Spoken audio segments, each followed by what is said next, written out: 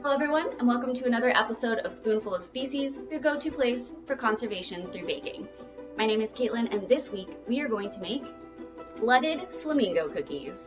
Now I love flamingos. They're charismatic, they are loud, they're brightly colored, all things that I can get on board with. And many people know a lot about flamingos. But there are some questions that people have about flamingos that I get pretty often, so I just thought I'd talk about those. Number one is that they stand on one leg. So why do flamingos stand on one leg? Well, scientists kind of have an argument. It's either one of two things, or maybe both. Either to thermoregulate, which means to help them regulate their temperature while they're standing in cold or warm water, or it could also be just to give their legs a rest. So they have really skinny legs and a really large body comparatively, so their legs just might need to take a break. The next question that I always get is, why are they pink?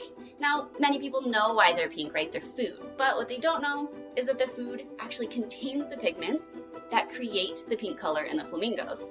So the flamingo will consume their food, brine, shrimp, or algae, that has the pink pigments in it, and then they slowly become pink over time, which is why they're not born pink. They're born actually really gray and fluffy and cute. But if you were to pluck a flamingo feather, you would slowly lose the pink coloring in that feather, which is why they haven't been hunted for their feathers like many other birds in the world. Flamingos eat in a really interesting way.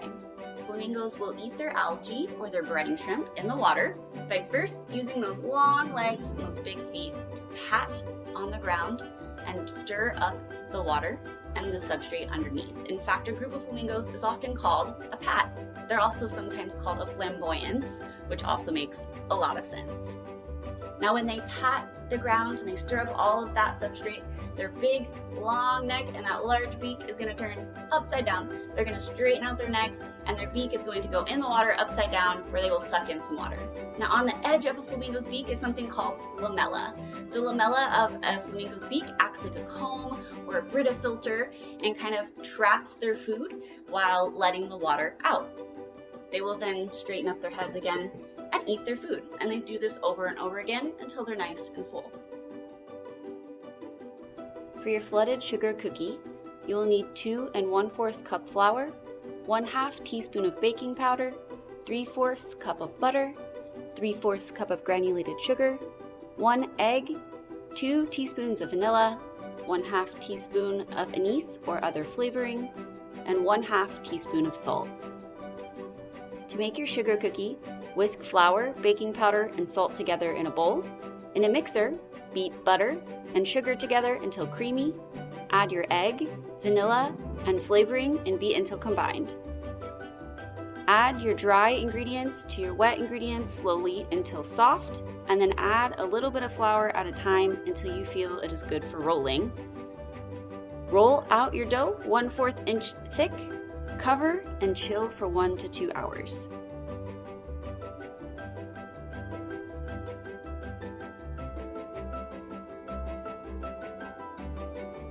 Another question that I always get about flamingos is, why are they important? So flamingos are actually extremely important for their environments because they act as population control for the animals that do live there, maybe brine shrimp or the algae, to make sure it doesn't overgrow and completely take over.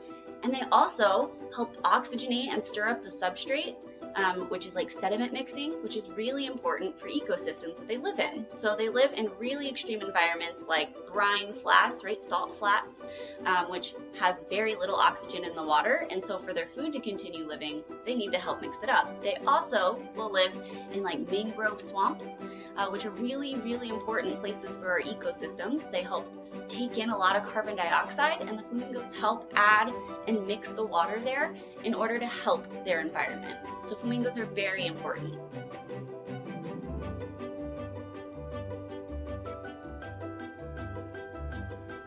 After chilling your dough, you can cut out any shapes that you like and bake at 350 degrees Fahrenheit for 10 to 12 minutes.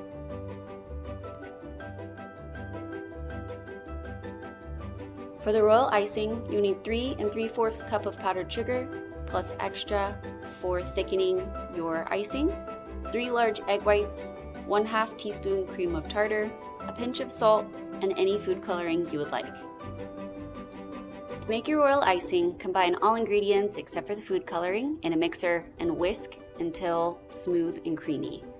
Make sure your powdered sugar is sifted because you want the smooth and creamy icing, and if your powdered sugar is not sifted, you may end up with lumpy, clumpy icing. After creating your icing, you're welcome to color it in any way that you like, add to piping bags, and begin piping your cookies.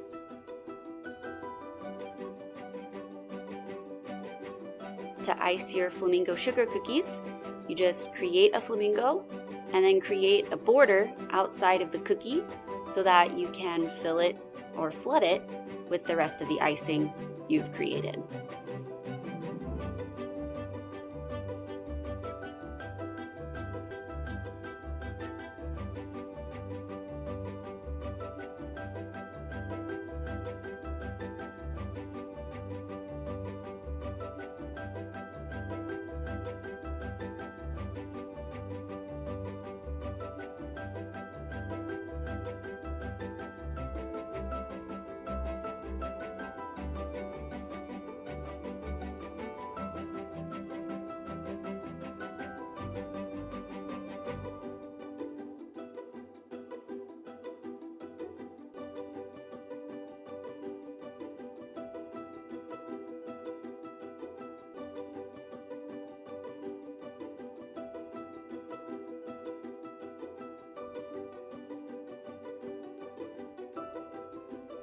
Fortunately for flamingos, they're doing very well in the wild. They're not hunted for their feathers, and there's not many predators around the areas where they live.